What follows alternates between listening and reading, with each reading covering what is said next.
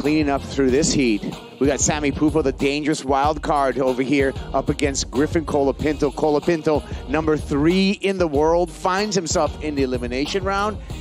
Needs to make it out of this heat if he wants to continue his path towards the final 5. Having someone like Sammy, I guess we'll finish after this first wave of Sammy. Nice first wrap for him right there.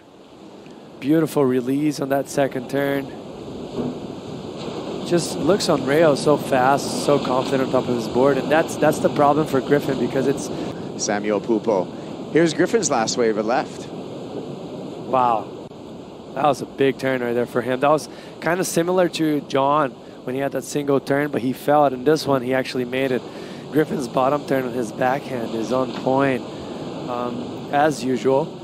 And as you see right here, getting upside down, bringing that tail, like exchanging the nose of the board, being on the top with the tail, coming out with control. I mean, I love to watch him when he's doing that type of stuff. Samuka, Samuel Pupo, wave number 3 here for Sammy, and the white water gets him along with that backwash. So we'll wait for that score. As we wait for that score, let's go out down to Manu with Rio Waida, who's into the round of 16. What changed? I think I love competing, you know. First time I compete, and then I won the first event, like a Grom event, and then I felt, oh, I love this. I love the feeling of winning, you know. That's what makes me want to compete more, you know, push my level and stuff, so that's why. Great, thank you very much. Congratulations, great story. Back to you guys.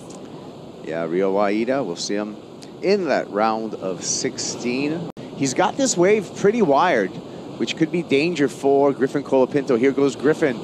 Finds this left, and that left offered him nothing. Yeah, nothing, but for his advantage at this moment, they're sitting kind of far from each other, so it gives you more of an open field for you to put yourself on waves, because even he has second priority unless Samo moves over to the left. Really, a lot of times in the heat, you're just surfing against yourself. Griffin's not really surfing against Sammy. Sammy's not really surfing against Griffin. They're just surfing the best of their ability. Here goes Samuel Pupo. Punches that oncoming section, gets to the bottom nice and early, solid stance to finish off. That should help his cause. Now he's going to take this one in and look for a jet ski ride back outside, so maybe he's going to switch positions to the left. Yeah, roll in, a little bit of a fade right there. Finding that pocket. See, the wave wasn't so steep, but he was able to make the most of it, and this is just a big section, putting a lot of weight on the back foot, kind of doing a lip line layback. Didn't bring the nose of the board all the way around, but still was very hard to manage, and it was very critical. He had so much speed, and the conversion of the wave coming behind him, if he had put this turn a little bit more deeper, it would have been very tricky for him to ride out clean. So that was smart surfing from Sammy. It's fine. It's going to happen towards the situations of the heat, and it happens a lot, but you don't want to get that gap too far where you're kind of looking for a very massive score. Let's see what Griffin does here. Got a couple sections here for Griffin Colapinto. Punches the tail. Has to survive some white water. Made sure he rides clear. Snap of the fingers. Means he put together a combination of maneuvers, and Griffin Colapinto may have just flipped this heat, finding a nice clean left with multiple sections. Get too far, and this wave was just beautifully ridden, and what I love about this wave is just the bottom turns. Look how calm he is and steady.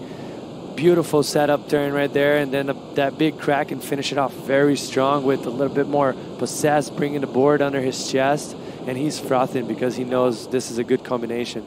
First one here, setting up, nice wrap, and look how calm he is, like taking his time on the bottom turn, straight vertical, but also projecting down the line in order to get to this section here, which was the money turn of the wave, getting that good release, airdrop in.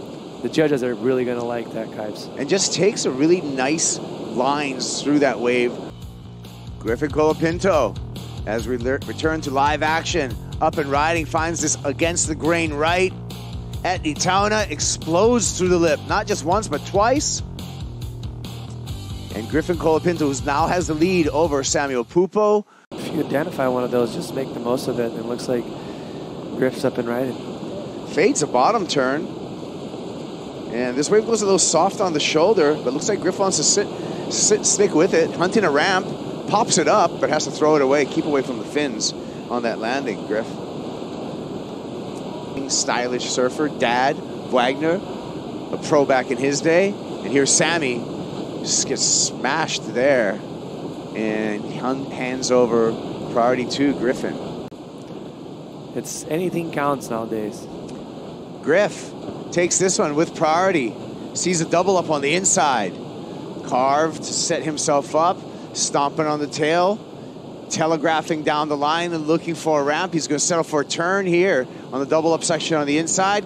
Combos it up. Throws a lazy alley-oop, but is not able to ride out of that. So a little bit of opportunity right now to Sammy Pupo.